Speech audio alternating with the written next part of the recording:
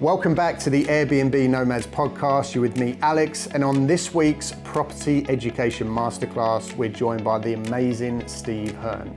Now, Steve is one of the UK's most educated fire risk assessors, and we're going to be discussing the big topic around the fire risk assessment changes that came in last year around serviced accommodation.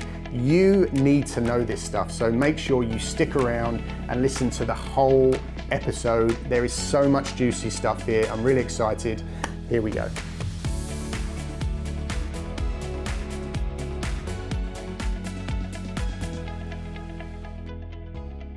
Steve, welcome to the podcast. Thank you very much, Alex. Great to be here. Thanks so much for having you on. I'm excited for today for a few different reasons. One is I believe that you are, without getting too mushy, one of the most respected and educated fire risk assessors in the business. So I'm really interested and excited to get that knowledge out of your brain and into our listeners' ears, because I think it could potentially help to answer a lot of questions and solve a lot of problems with this business. And I'm also excited to kind of lift the lid off of this, all of these changes. There's so much confusion around it. Again, I think this content over the next hour is going to give so much value to serviced accommodation operators to help not only make them more money, but also more importantly, to protect them from all of the liability that goes along with these changes. And a lot of people don't fully understand what those changes are. And it's all going to be answered in this podcast over the next hour. So I'm super excited. And I'm so glad that we can find the time to get you on, because I know you're a busy man. Thank you. So with all that being said, and that massive build up, no pressure, why don't you start with telling us a little bit about who you are, your background, and how you've got to where you are today? Yeah, certainly. So thanks for that. Great intro. Pay me later. One of many fire risk assessors out there. I've been in the risk management and fire safety business for over 20 years, running Total Risk Management as my own company for the last 10. I've specialised in risk management in retail and leisure, specifically for about 30 years in total, both working in-house for large multi-site retailers and independently with Total Risk Management. So lots of experience in the fire safety world, and now spend my time both fire risk assessing and training people to upskill themselves on the fire safety within their businesses. So lots of experience, and great to be able to try and at least get some of this across to you and your clients on managing fire safety. Yeah, really, really cool. Something that first comes to mind, and that I'm interested just briefly to get your answer on, is how do you, in this business, it's so important. Everybody needs to comply with the stuff that we're going to be talking about today. But is it difficult to sell the stuff that isn't sexy, that people might find a little bit boring, or maybe for some reason unnecessary because they never think it's going to happen to them? So I would imagine, and correct me if I'm wrong, that some of the challenges in your business is selling the importance of this stuff, because people just want to cover their ears and pretend it doesn't exist. Yeah, always. So yeah, head and sand syndrome is very, very common. Certainly in the serviced accommodation world, because there's not enough spoken about how important fire safety is, and just how much regulation and how much requirement there is on you to ensure that you comply with fire safety regulations. In the sort of wider corporate world, obviously there's a very mature approach to fire safety. But even then, you find yourself often in a race to the bottom, that people want to do is the least they can to put a tick box against compliance, basically. But of course, in the world of fire safety, that's a really short-term view. What you want to do is ensure that you've got your pillars of fire safety and compliance in place. And that's not sexy. It's not boardroom agenda stuff. It doesn't get you top of the list on YouTube. But it's very, very important. So it's a case of being pragmatic, being sensible, not scaring the bejesus out of everyone, because it's fairly straightforward stuff to deal with. But yeah, there is a lot of, I'll use the term ignorance, just in so much as people are unaware of quite how the law has changed in some areas, and really how much onus there is on business operators to ensure they comply. Yeah. So yeah, it's not sexy, but it's not frightening either. And I think this is one of the topics that we want to try and find that line around today on this podcast, right? I believe, and this is where we want to do things differently, people are selling courses every single day around this business without talking the truth, either through their own lack of knowledge or because it's not sexy, or because if it's delivered incorrectly, it might scare some people and stop them from buying the course. We're here today to talk about, yes, there's new guidelines that are enforced. Yes, there's new legislation that we need to follow. Yes, we need to be educated about this stuff. But if we can learn it, and if we're working with the right people who are telling the facts and the truth in a fun, informative way, and you learn it and enforce it, then it can actually work to your advantage, because you can slowly kind of raise up the ladder, right? And you can become one of the few operators that are doing things the right way, not only for you and your business, but most importantly for your clients and keeping them safe. So it's not scary. There's just some things that we need to know by working with the right people. And if we're implementing that into our business, we can actually benefit from these changes while the rest of the stragglers get left behind. So based on all that, Steve, why don't we get into some of the basic things that change? We know that it was recently October of last year, right? Yep. That we had some changes. There was also a lot of legal framework in place that, again, a lot of operators maybe didn't know was even there in the beginning. So there was just some changes last year to the existing framework, but a lot of people all of a sudden started freaking out and thinking, oh my God, now we've got to comply with all this stuff, when actually it was already there in the first place. Yep. It's just maybe got a little bit more a bit more awareness around it because of the framework that's come out. So why don't we get into the basics of what happened, what changed, what do we need to be aware of? Yeah, definitely. So, and you've almost answered the question for me. The elephant in the room here is that for serviced accommodation providers, there has always been a requirement for you to comply with fire safety regulations in a greater or lesser extent. Where the accommodation that you're providing is not as someone's permanent residence, be that they're an owner or they're renting, if it's sold as a short-term let, it's considered commercial and always has been considered commercial. So you will always have had a duty since 2005 to comply with a regulatory reform fire safety order, which I will call the fire order going forward. So there's always been a duty there to comply. Now, post-Grenfell, post numerous pieces of legislation that have been updated, and quite rightly so, following Grenfell, at the end of October, there's something called the Building Safety Act, and specifically Section 156 of the Building Safety Act came into play, which made some fundamental changes to the way that the reform order, the fire order, is being enforced.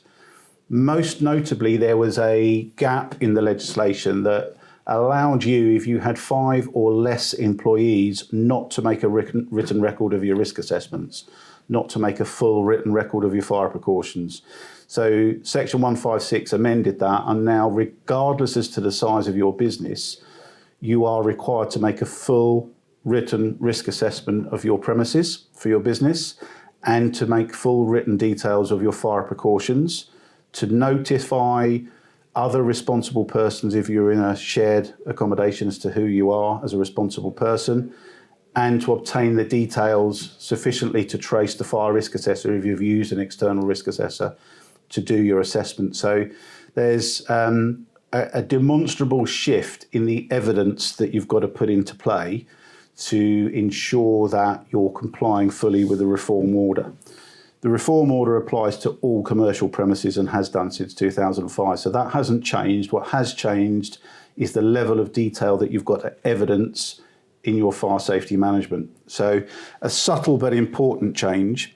What also comes into play and has been more transparent is what we call Article 50 guidance. So within the reform order, there are certain pieces of information that the government provides that gives you, if you want, your manual for operating for fire safety in the business that you're in. So for serviced accommodation, for small let type of accommodation, that's the Fire Safety Guide to Small Paying Guest Accommodation. That's Article 50 guidance, which sets out really the to-do list for fire safety.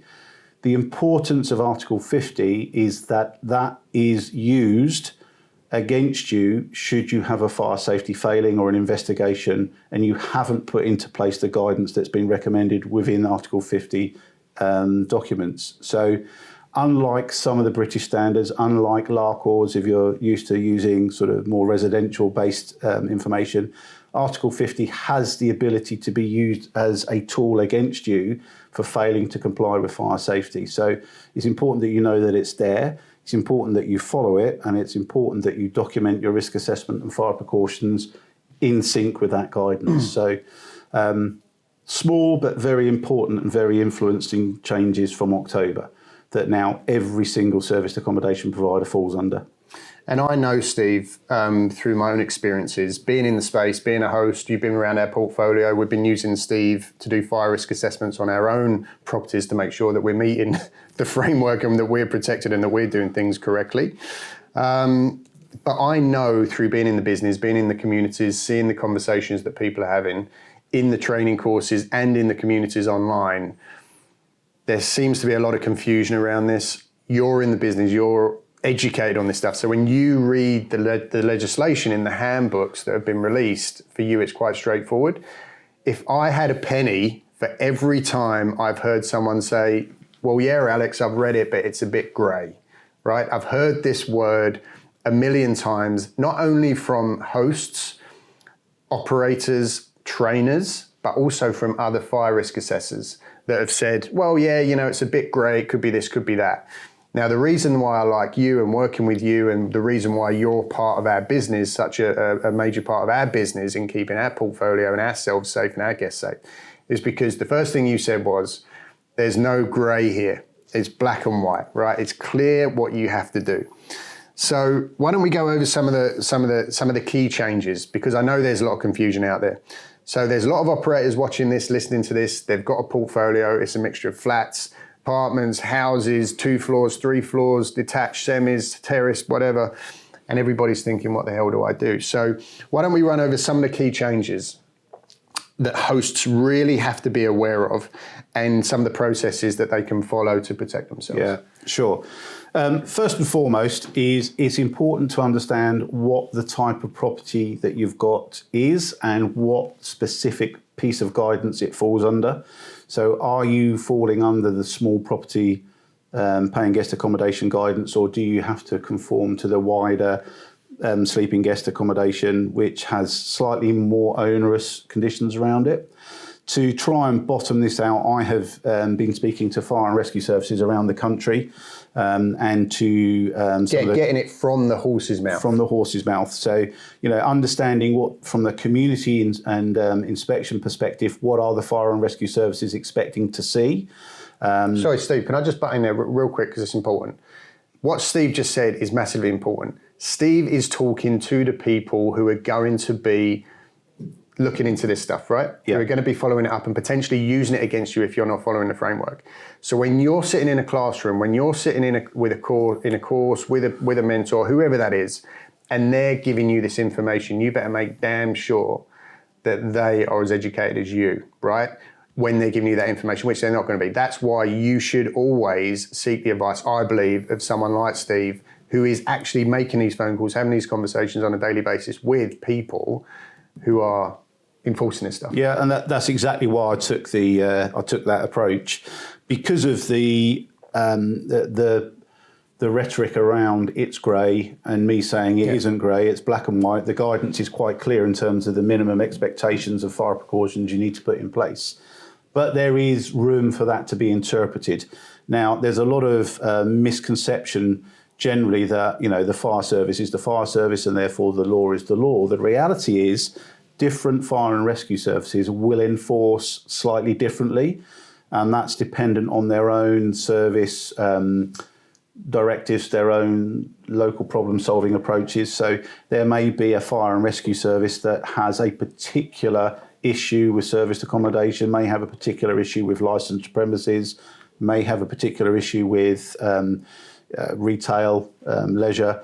So that will get a certain focus. So they may, to their own approach, enforce it slightly differently. There may be some local bylaws, there may well be some local council or local government approaches to how fire safety is managed. And you need to sort of understand that a little. So I've been approaching the fire and rescue services around the country to get their opinion on this.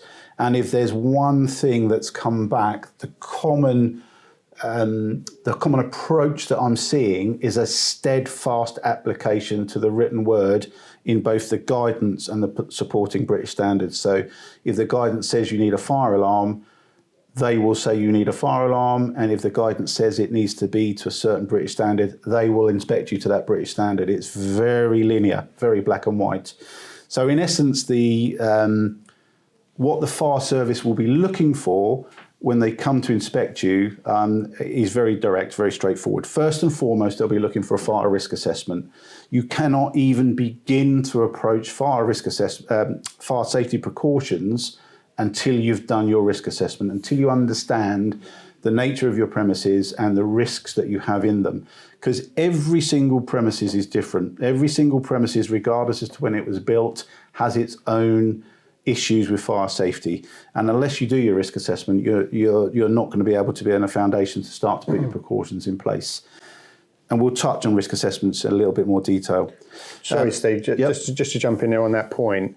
I know that, again, people might be listening to this and thinking, well, that's great, Steve, and I understand that, but I can't imagine anyone ever actually coming to visit my property. I'm under the radar.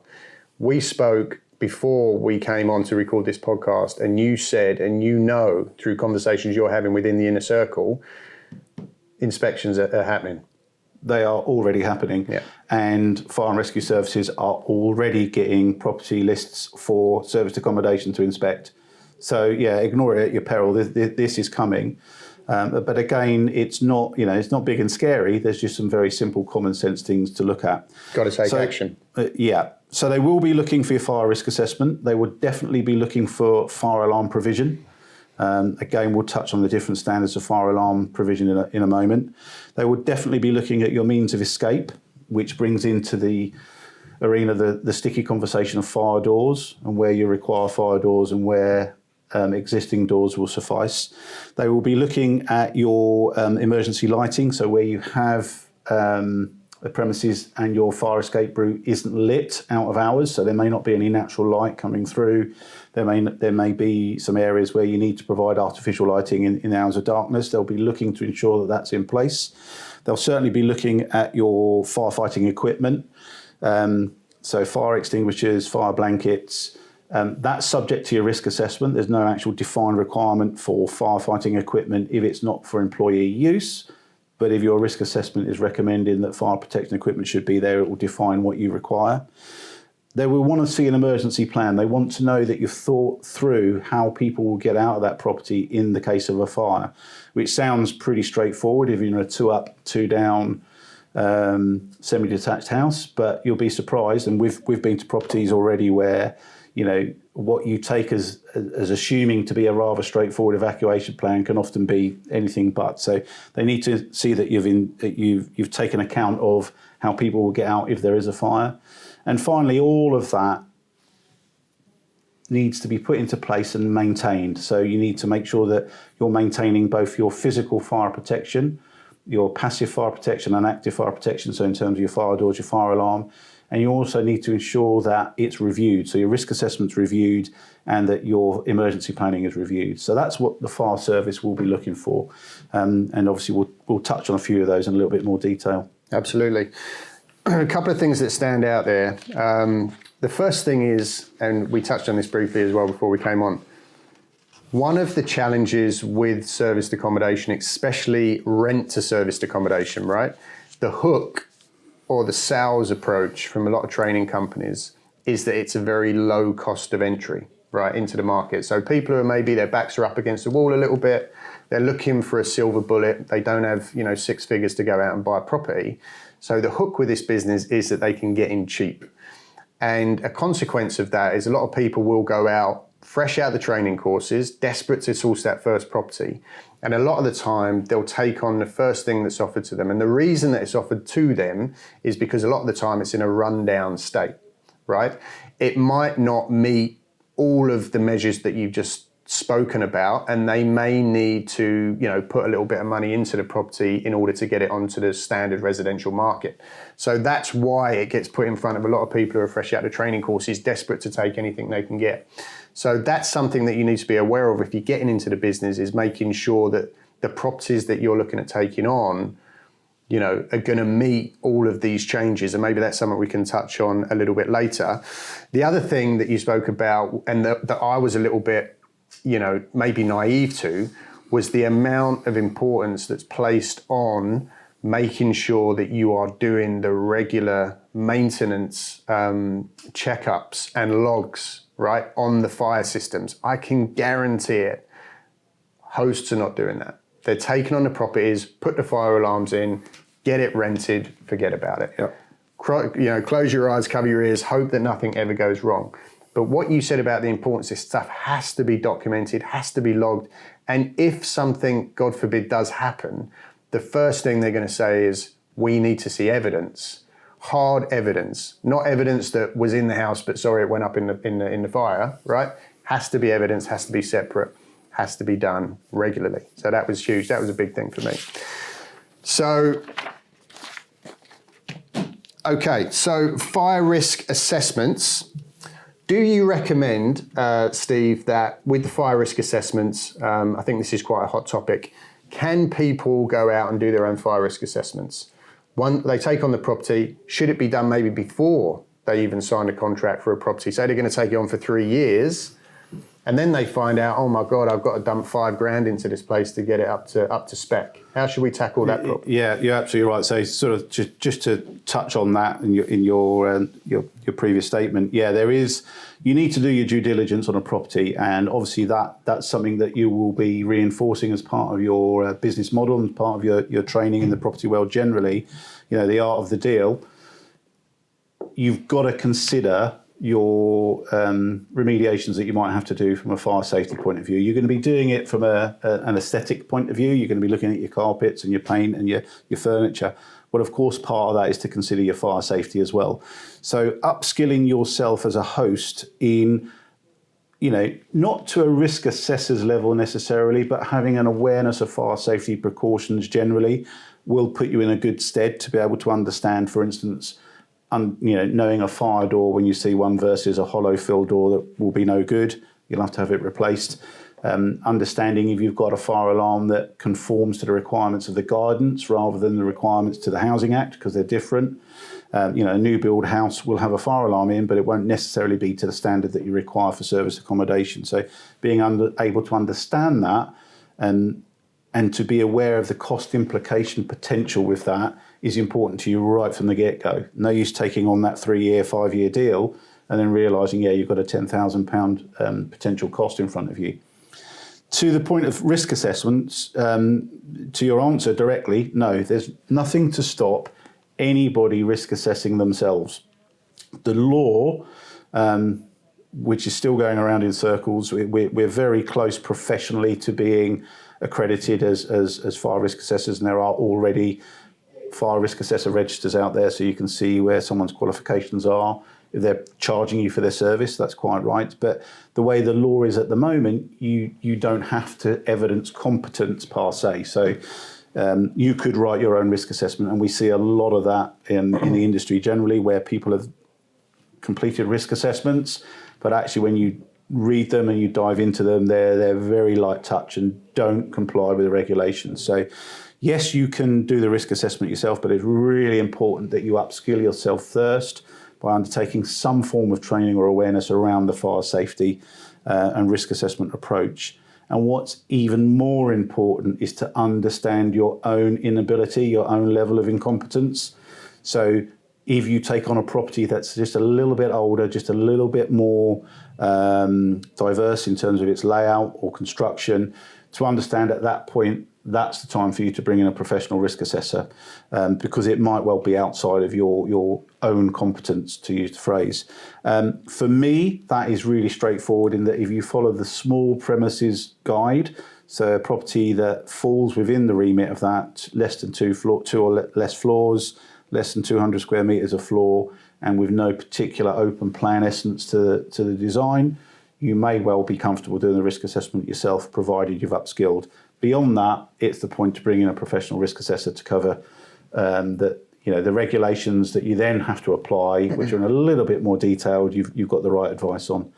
So know your own competence when it comes to risk assessing, or bring someone in to do it. but there is nothing in law to stop you doing it yourself. A couple of things that come to mind on that. You spoke about some of the older buildings. Now, we visited a few of our properties the other day, and most of them are of newer build construction.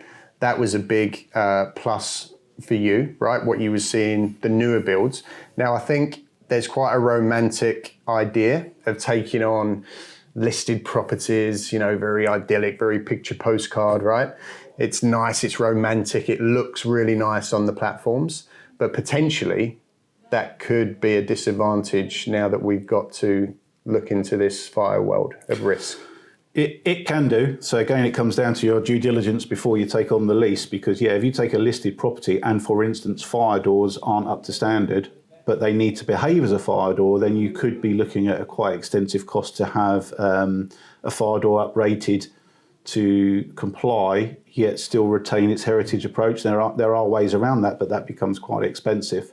So you need to be aware of that. And a lot of the older properties will not have fire alarms, and you will be potentially restricted from how you can wire in your alarm. So we'll have to consider what options you have around that. So there are, to the point of understanding your own limits on your experience of a fire risk assessment, to then decide when to bring someone in externally to help you. Yeah, and again, it's a fine line, right? And it comes back to education, and learning from this and listening to this and consuming this kind of information and understanding it. Because going back to, you're starting your business, you're just trying to get that first couple of properties under your belt, and you're going to get really excited about a lovely, romantic Grade 2 listed cottage with a bit of land and a little duck pond in the back, and you think, my God, this is going to make a fortune. And it might rent well, but you might also at the same time find out that you've got to spend £10,000 to get someone else's property up to spec. So it's something to really be aware of. And going back to Steve's point, do the due diligence on the deal. I'm telling you now, deal analysis spreadsheets are not accounting for remedial works for fire risk. That's 100% guaranteed. So something to consider. The other things, Steve, that you said, and I believe there's a misconception. I take on a property and I think, okay, I want to protect myself. I'm going to call Steve. He's going to come round, do a really in-depth fire risk assessment. When he leaves the property, I've done my job. Steve's come round, he's done his fire risk. I'm now safe from the law, protected. Is that the case? No. What do you mean no? So, yeah, of course, if you're bringing in an external fire risk assessor who has a level of competence with them, of course, that's going to go some way to evidencing that you have done the right thing to comply with the fire safety requirements. However, within the fire reform order, there's a concept of somebody called a responsible person, who is the person that will be pursued for a failure of fire safety compliance in the event of a prosecution. And that will be, in the case of a service accommodation provider, you. There may be some element of risk transfer back to the property owner. So the landlord who ultimately owns the premises may have some reliability or responsibility for the physical makeup of the building. So the roof's blown off or whatever, you're going to have some responsibility back to the landlord. But ultimately, as a business, as a commercial premises, you as the responsible person are what it says on the tin. You are responsible for fire safety. So everything that you then do is trying to evidence your compliance. And the fire risk assessment and appointing an external risk assessor is only part of that.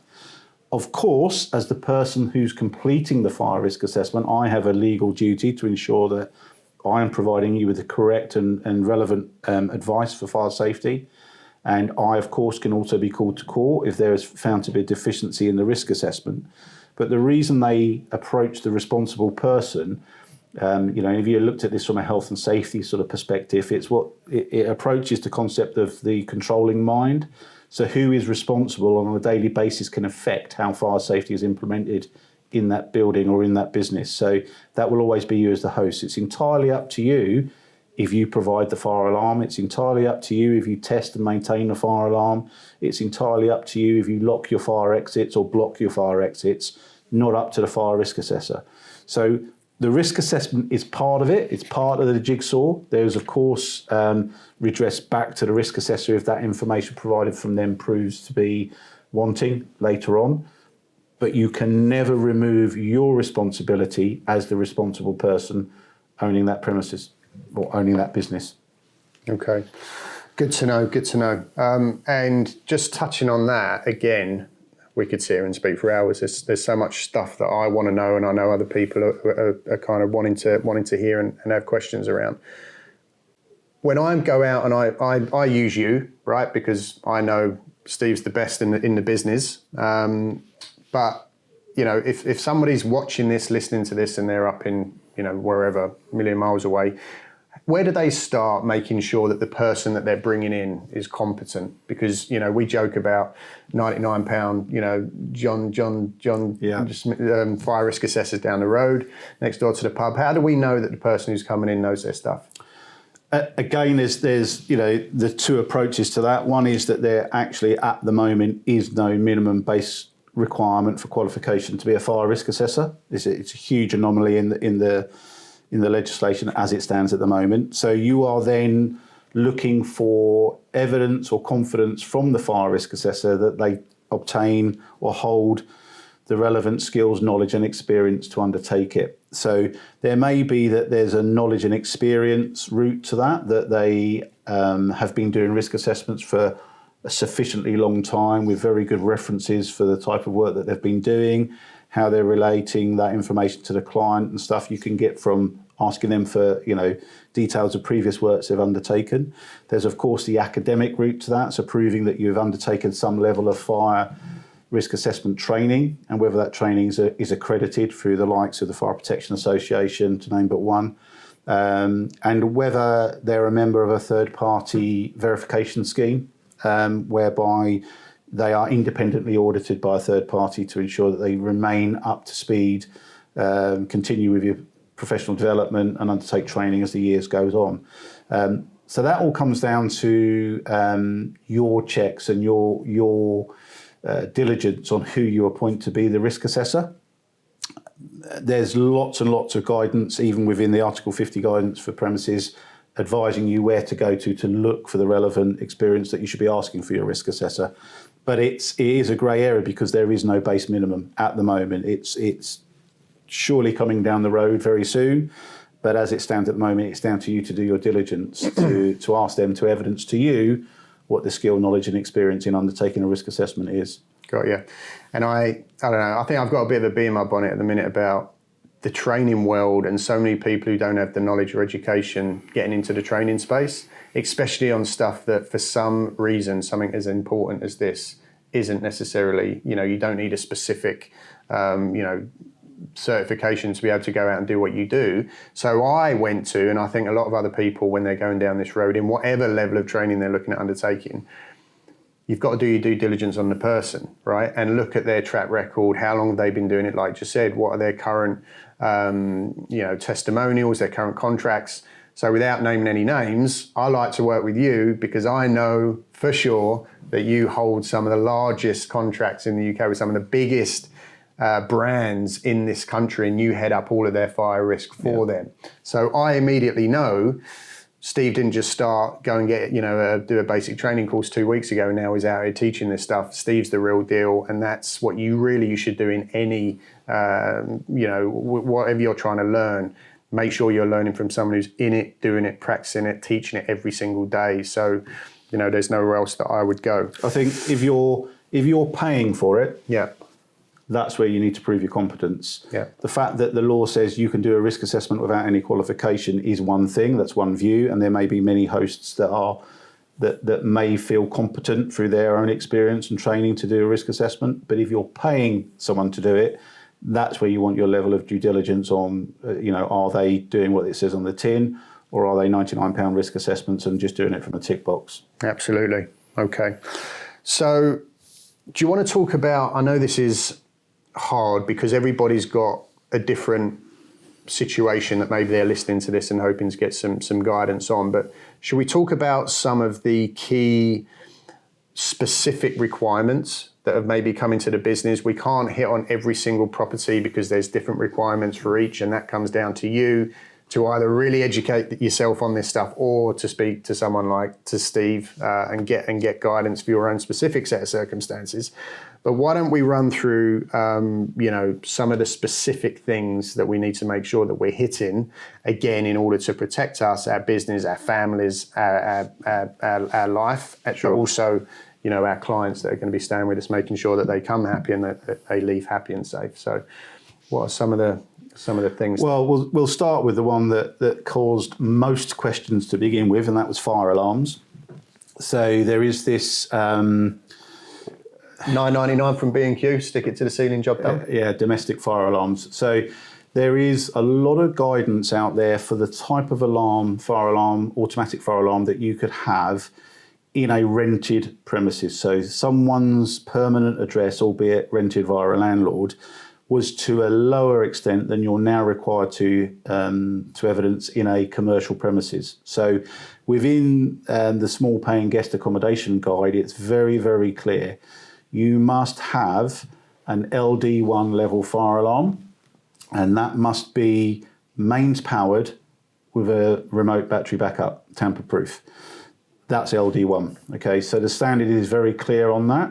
You must ensure that the level of cover of the detection is beyond just the staircases and entrance halls, which is where you used to be with domestic alarms, and is pretty much where you are with new build houses with a fire alarm that's installed from the get-go. So you need any room that's off your fire exit. So in most sort of upstairs, downstairs houses, that will be every bedroom and every room on the ground floor that leads into your staircase or exit hall must be on the fire alarm. Any room of high risk. So if your kitchen is off the main exit route, might be sort of to the rear to the house in a galley type sort of kitchen. That must be on the fire alarm system. It must be a heat detector rather than a smoke detector. And if you have any rooms of a specific fire risk, so you might have a boiler room in an out, like a utility room, that will need to be covered as well. So it greatly increases the level of detection that you require as a base minimum standard. And the fire service will be auditing to that. So that's one of the questions that I've been sort of ringing around the country with, is to, how flexible or indeed inflexible is that standard? And without exception, they've come back and said the starting block is LD1. It's a British standard 5839 part 6, which you'll never have to quote again, but there is a defined standard, and that's what the fire service will be auditing to. There is no grey area for the fire service on what they'll be expecting to see.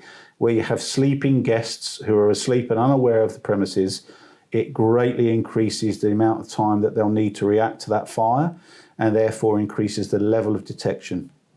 All of those fire alarms, or those fire detectors, must be interlinked. So one activating in the kitchen will wake everyone in the bedrooms and vice versa. And you must consider the requirement for the less able. So if you have people who are hearing impaired, do you have a provision on those times where you have a guest that is hard of hearing to ensure that they can be aware of when the fire alarm's activating? So whether that's through vibration or light strobes or whatever. So the standard is very, very clear, and it's not subject to change unless your risk assessment can give effect to a change. So we touched on it earlier that there may be properties where they're listed and you can't run wires through. It's just going to be so cost inhibitive to a certain extent, or indeed not allowed because of the status of the building. So in that context, you may get away with using an F1 alarm. An F1 alarm is basically a 10-year sealed battery detector that is autonomous. It just clips to the base plate on the ceiling and is radio interlinked to all the other detectors, but it's not independently backed up by a power system.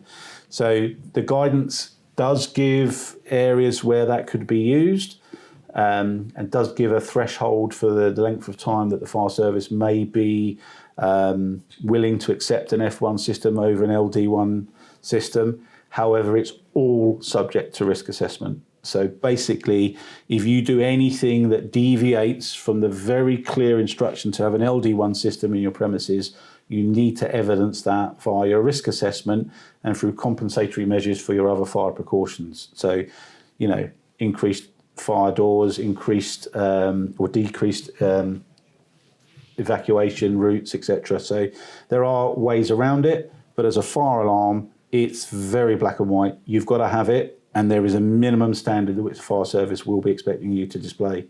Okay. Again, banging the drum on this, but when you get offered that beautiful Grade 2 listed idyllic little cottage, consider this stuff. Not saying that it can't work, not saying that you shouldn't take it on, but think about this before you start getting overexcited and wrapped up in how well this thing's going to rent.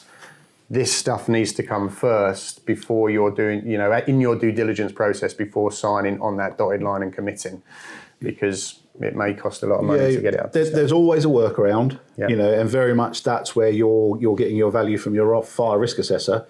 But be aware that these things can become costly. Certainly when you've got to make some pretty diverse changes to the property in order for it to comply. So your homework again is really important. Okay. So moving on to the next thing, we've got to think about how we're going to get out of the property, and something which I didn't really give enough thought to until we started talking about it, and it makes complete sense. Some of these people have never stayed in this property before, right? Some of them, if you've got family relocations, you might have grandma, or granddad, older people, less mobile people, or even if they're just contractors or young people, they have never lived in this property. They don't know it. They don't know the exits, where to go. So of course it makes complete sense. This stuff has to be prioritized. So we need to know how we're going to get out of the property. Yeah. You need to know how to get out of property, and you need to know that route out is safe and protected. So again, the guidance is very clear that you must have a defined escape route. That could be the school of the blindingly obvious in most modern build houses. It's your staircase and your entrance hall. But it's also important to ensure that route is protected, so it can't be compromised by fire. So what we often see is that, down into the hall, from the bottom of the staircase, there's a kitchen. If it's an open plan kitchen, then you need a specific fire risk assessment to look at what improvements we may need to make to ensure that exit route is still available. If it's a kitchen that's closed off, then we need to make sure that the door to it is a fire door, a 30-minute fire door. Every room that's on the fire exit route, so bedrooms, living room, kitchen, must be a fire door. What is a fire door? What is a fire door? That's the $64,000 question. Yeah. So where you need the fire door is really quite clear. And in the guidance, there's some very, very good and straightforward floor plans showing you where fire doors are recommended. However, would you know a fire door when you saw one?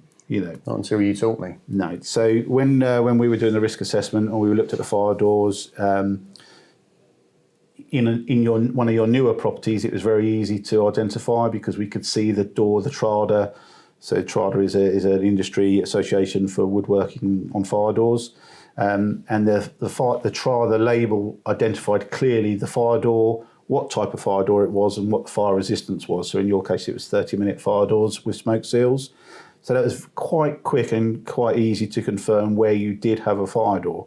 What it also confirmed was where fire doors that ought to be fire doors had been changed. So in one case, a sliding door had been put on instead of the proper fire door that was there originally. So we're now having to look at reinstating the fire door to ensure that the kitchen is protected on the fire route. And this is a real world example. Yeah. This is an almost brand new house, and we were laughing because we'd found that they'd actually removed the handle from the outside of the door, the sliding door, so it could close, which is an absolute no-no. Yeah, so it just could never perform as a fire door. That said, not every fire door is a fire door. So there's a concept of something called a notional or a nominal fire door, and that's where we can look at something where, with the experience of the risk assessor or the experience of the property owner or manager, that you can see where a hardwood door would perform to some extent as a fire door. So what we're looking for there typically is if it's a 44mm thick door, solid wood or solid core filled door in a frame that's fit for purpose. you could accept that as a nominal fire door. So we're not necessarily having to change every door in every premises because we're looking for fire doors. However, there are also some absolute no-nos, so hollow fill doors, so the really lightweight ones, which again we've looked at, you can literally push them open with your little finger. You can feel there's no weight to that door. That will never be accepted as a fire door. So if you have an escape route and there's a door onto it, it must be a fire door. Does it need to be a certified fire door? Not necessarily, but that must be the subject of your risk assessment to prove or disprove where you do and where you don't need. And again, in one of your other premises, we saw a mixture of the two. And again, it was just quite eye-opening to you. I felt that when I was showing you where the fire doors were and where, more importantly, where the fire doors weren't, and therefore some of the remediations that we needed to put in place. And one of the reasons that property does have a few issues that we're now taking care of, something else to consider is that the landlord of that particular property, fantastic property, great location, big, does great, rents all the time, but it had been modified by the current landlord, who's a builder, and a lot of the work just, it might look good, but it doesn't necessarily, it's not the best of, it's not the best work. So something else to be aware of when you're looking at properties that have been modified, make sure that it's been done to a high standard.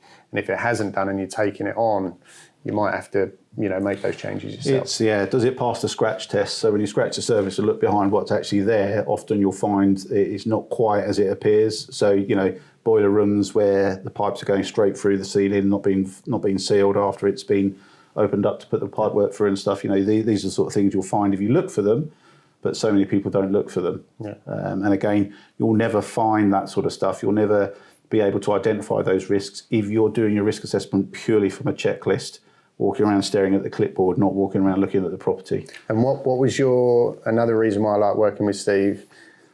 Walk it 3 times? 3 times. So if I go back more years than I care to mention, so the first fire risk assessment course I did was with the Fire Service Training College, and the gnarly instructor there, who had a bad temper for just about everything in the world, said, you walk the premises 3 times.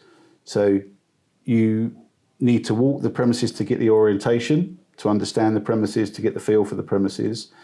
Then you walk and that's normally with the host. So if it's a commercial premises, someone's showing you around, you're getting used to it.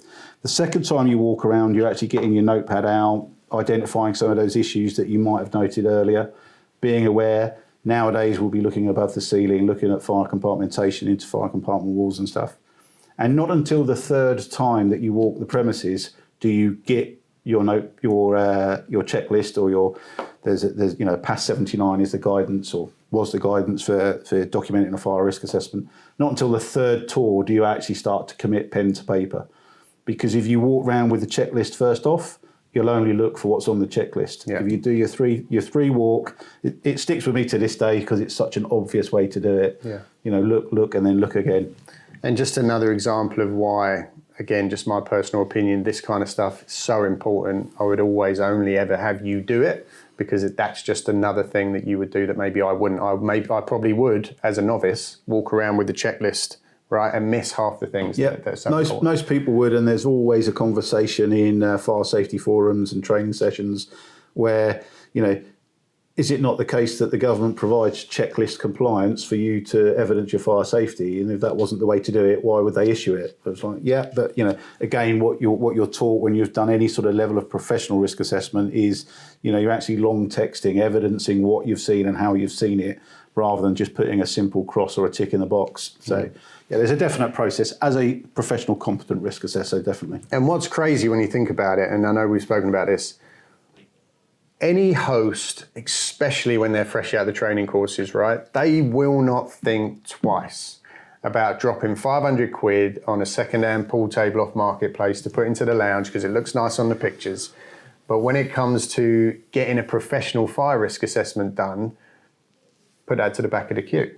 And I think it's a mix of, it's not going to help me rent this property. It's kind of back office admin stuff, so they tell themselves. It's just what was the other thing I was thinking? It's not helping to make them money, and they don't ever think that it's going to happen to them, I think is the biggest thing. They just think, that's the kind of stuff we see on the TV. That's the kind of stuff we read about. It's not going to happen in my property. Yeah, So I think if you take it to the slightly wider business concept, and when we were sitting down with Pooh and discussing some of the fire stuff generally, you touch on the legal, financial, and moral approach to risk generally. So yeah, of course there is a legal and a financial approach to this. Legally, you've got to do some stuff. Financially, is it financially viable to do as part of your business model to take on a property that you have a lot of remediation work to do? But morally, what's the right thing to do? You've got people coming into your houses, they're going to be sleeping in your houses, and they need to leave the next day or the next week as fit and healthy as they arrived, right? And if we do anything that affects their health, their welfare, then we're not living up to our moral, financial, and legal standards. I always use the benchmark with my daughters. Is it somewhere I would be happy for my daughter to stay? And if the answer is no, why would I be happy for anyone else to stay there? Absolutely. So yeah, spend your £300-500 on your pool table, but not at the expense of doing the right thing for your compliance with fire safety. Yeah. You've got to work into your figures, guys. Steve, I'm aware that we are. This is such a broad subject. I knew this would happen. We get sidetracked and start going off piece. So let's rattle through last of some of the changes. So, like I said, people are going to be staying in your property. They've never stayed there before. A lot of this stuff's going to happen potentially at night, right? Yeah.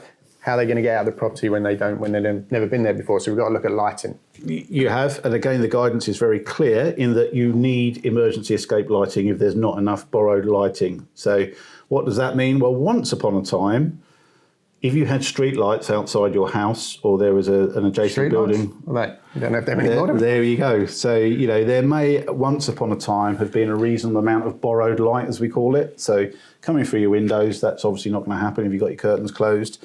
But more recently, because of the financial toils that most governments and local councils are in, street lights turn off at 1 o'clock in the morning, so you're into pitch black. So borrowed lighting isn't necessarily as available as it always used to be.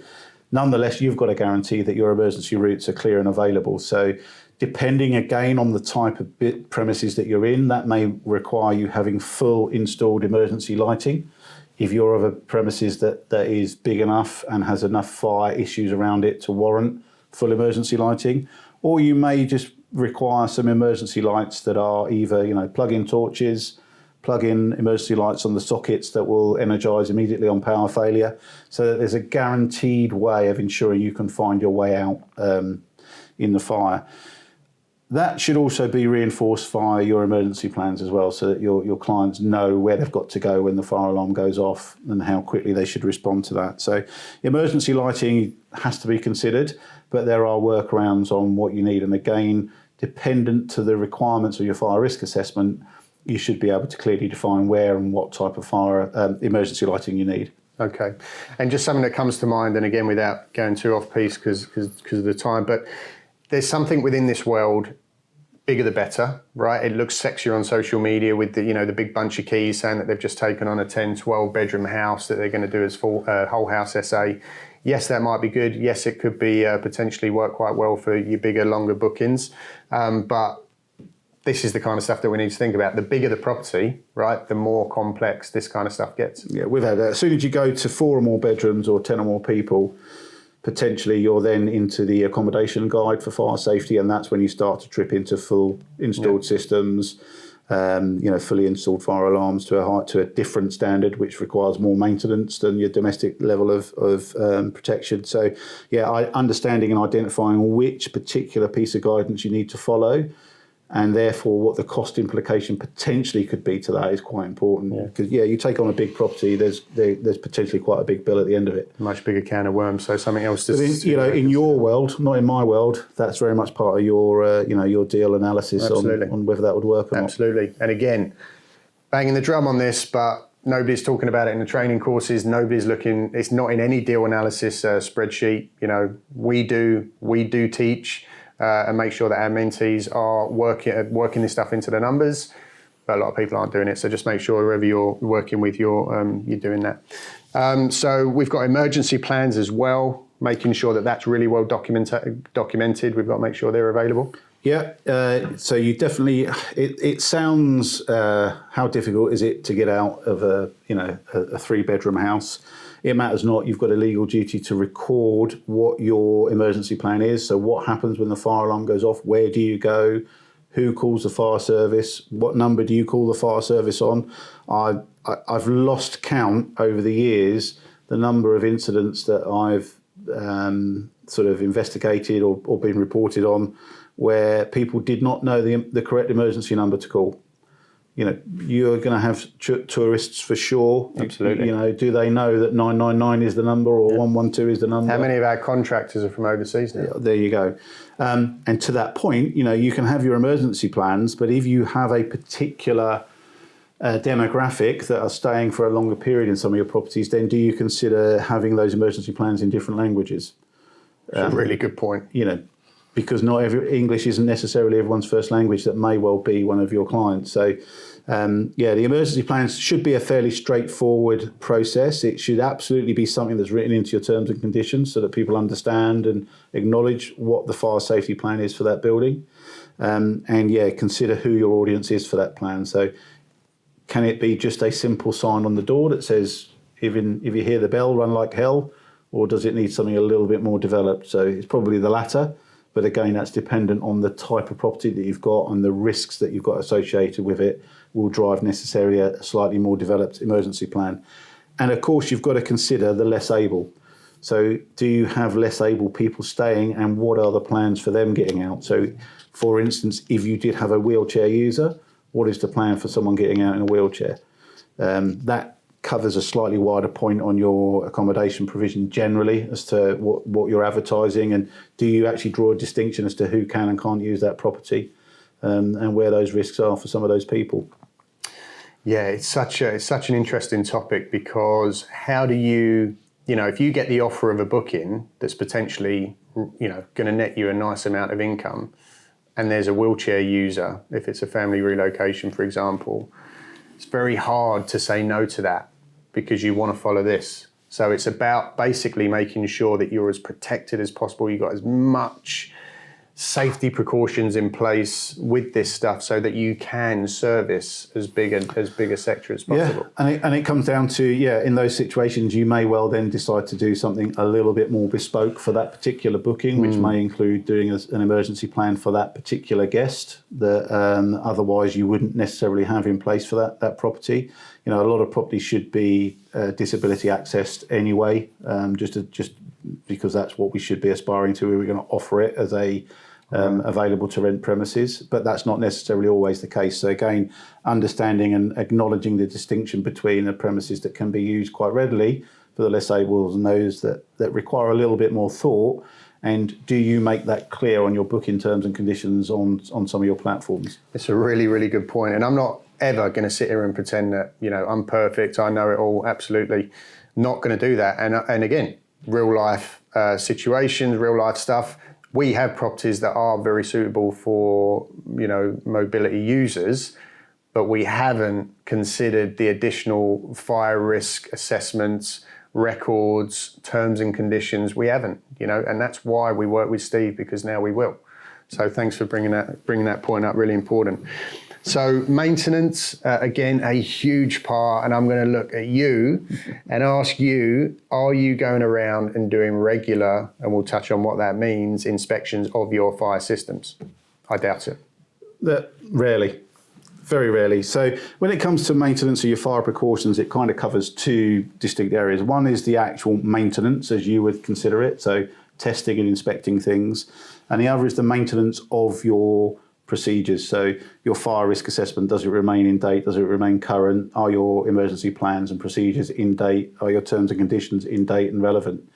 So when it comes to maintenance of the systems, again, within the guidance, it's very clear, explicitly clear what the fire service will be looking for in terms of evidence of maintenance of your fire alarm, emergency lighting and evacuation procedures. It gives very clear guidance as to the frequency of those tests that should be conducted. Some of them are weekly, so consider that. If you have longer term bookings, how will you give effect to some of those checks that are required to be done weekly on your fire alarms, for example, dependent on the type of alarm you've got. Monthly, checks, which will be slightly more in depth for some of your testing. And indeed, there's a requirement to do testing in between bookings. So it's quite clear. And again, from those conversations with the fire officers that I've been having when I've been sort of arguing, for a switch over to F1 fire alarms, and where is the condition at which we could get away with an F1 instead of an L1 alarm, really reinforced the requirement to evidence maintenance. So, if you're going to have a battery-only alarm, you better make sure that you're testing it weekly and evidencing that it's been tested weekly, and you can guarantee a less than 48-hour response to changing over a detector if it's starting to get a battery fail on it. So maintenance is an absolute requirement, as is the need to record that maintenance. So if it isn't in the book, it hasn't happened. You need to ensure that you've got a system of maintaining those records for those inspections, and ensure, when would that ever be required? It would be required if you had a fire, and if you had a fire, would you have lost your records? So do you digitise your logbooks? Do you digitise your fire precautions? And what does that look like? But again, within the guidance, the statutory requirement for maintenance and records of maintenance is really clear, and I cannot enforce enough that the fire service are enforcing to me that is a standard that they will be looking for when they come inspecting. Okay. I think for some reason, I don't know why, but people specifically in this business seem to say or think a lot of this stuff doesn't apply to them because maybe they've only got one property, right? Or maybe they've only got two properties, and this kind of stuff only applies to the big boys who have got 30, 40, 50 properties, and they've got systems and they've got teams and they've got procedures. But it's important to understand that whether you've got one or 100 properties, as soon as a guest comes into your house or a house that you're renting or that you're legally in charge and control of, and they're handing you money for that property, one property that you have, this stuff applies. Yeah, the law doesn't distinguish. There was one particular fire service in particular that I was speaking to, and I was saying, is there not a financial argument for putting in battery-powered alarms versus hardwired? That may be the difference between them actually getting put in and giving lip service to it. And it was the rebuttal of cost is not an influencer on whether you comply with fire safety, one property or 100. So that's how you're going to be viewed when they come a calling, because you're a commercial premises. And if you're a commercial premises, a commercial business, then you must have the financial strength to ensure that you've done the right thing when it comes to your fire safety, which again pushes it back to ensuring that risk assessment is making the right relevant recommendations. Because the other side of the coin is you can have a fire risk assessor that will just say yes to everything, saying, and create a huge bill for you that might not necessarily be the case. So ensuring that you're comfortable and confident with the advice that you're given and that it fits the business plan that you're looking for. But the fire service will definitely be looking for compliance with your maintenance and record keeping.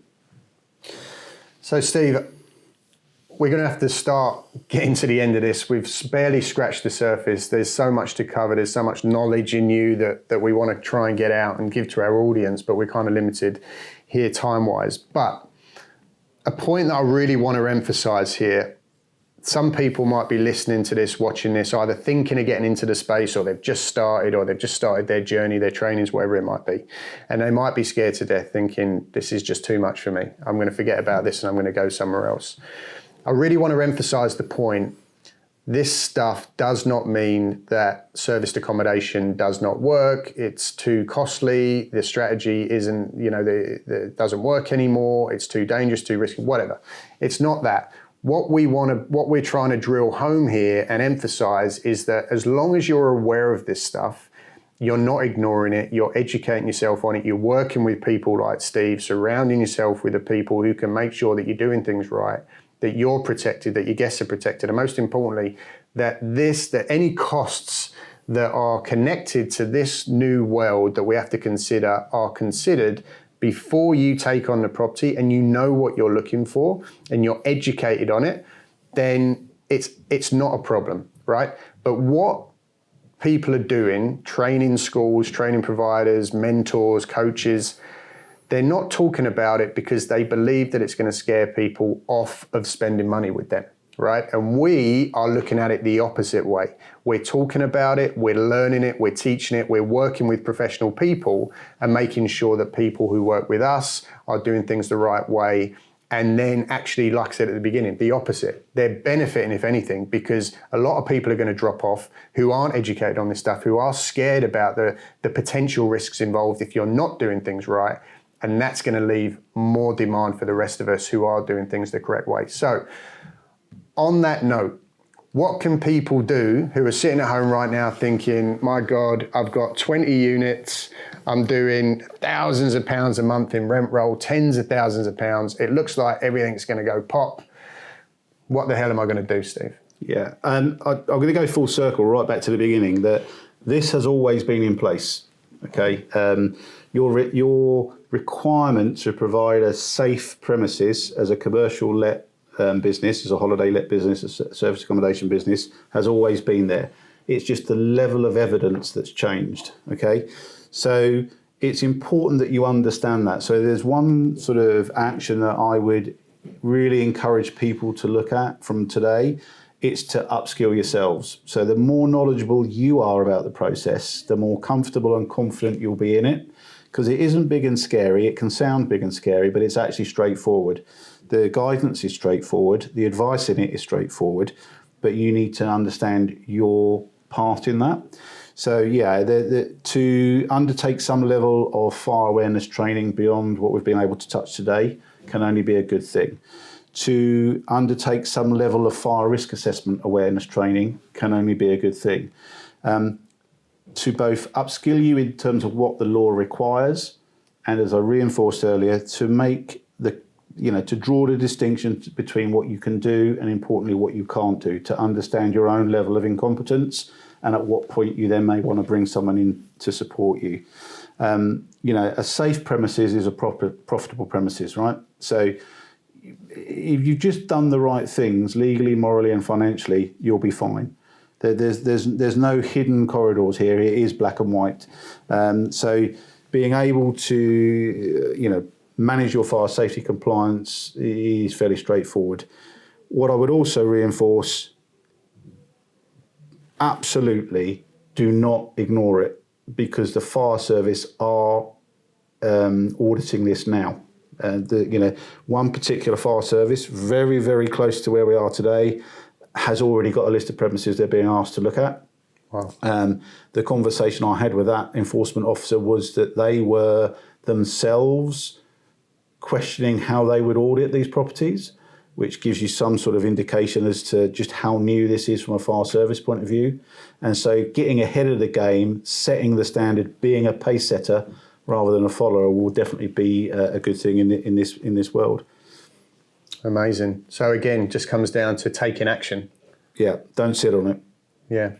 So some of the things that we can do right now in order to protect ourselves while we're starting to implement some of the other things that we've talked about, booking in to work with people like you to start taking on your fire risk assessments, making the necessary modifications that you might have to do. One of the things that comes to mind is your T's and C's, right, in your property, on your booking pages, on the platforms, your direct bookings through the OTAs, however they're coming, are absolutely watertight, right? Yeah. So why don't we just, again, just kind of wrapping things up here, some of the immediate actions that people can take that I can guarantee probably 95% of people watching and listening to this won't have thought about. Some of the policies of what people can and can't do in your premises, above and beyond no smoking, no parties, right? The obvious things that you get told you've got to make sure are in your policies.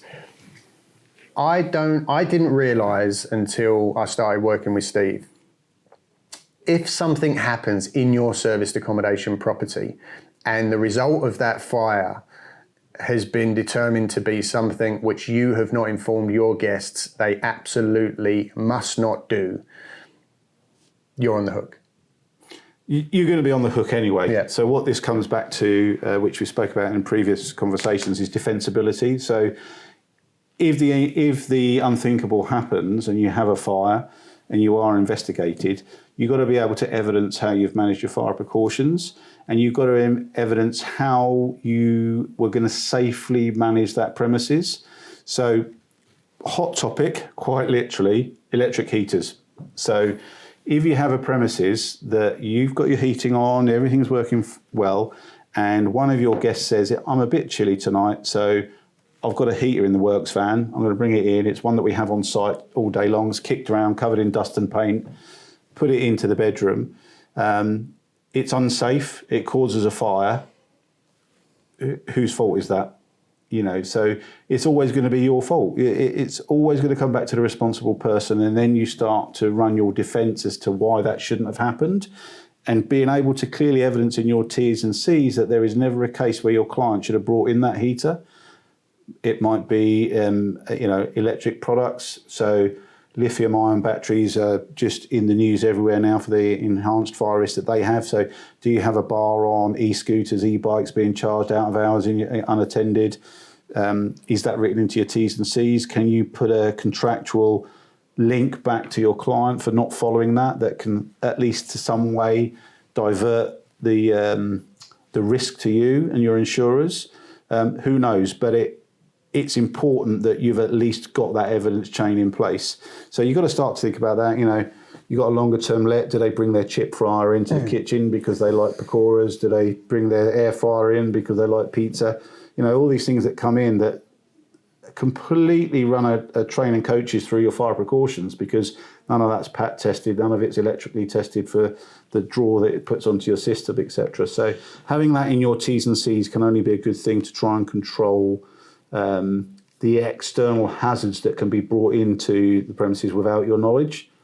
The reality of it is you'll never be able to stop it, but at least you can go to some way to divert the claim, to protect yourself. Divert the By risk. showing I had it right here. You knew you shouldn't have done it.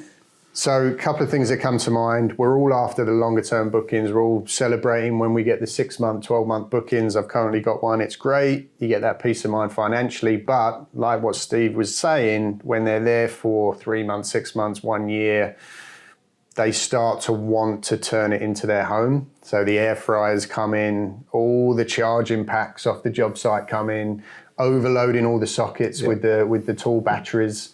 The e-scooters, like Steve was saying, the electric heaters. I sent Steve a picture 2 days ago.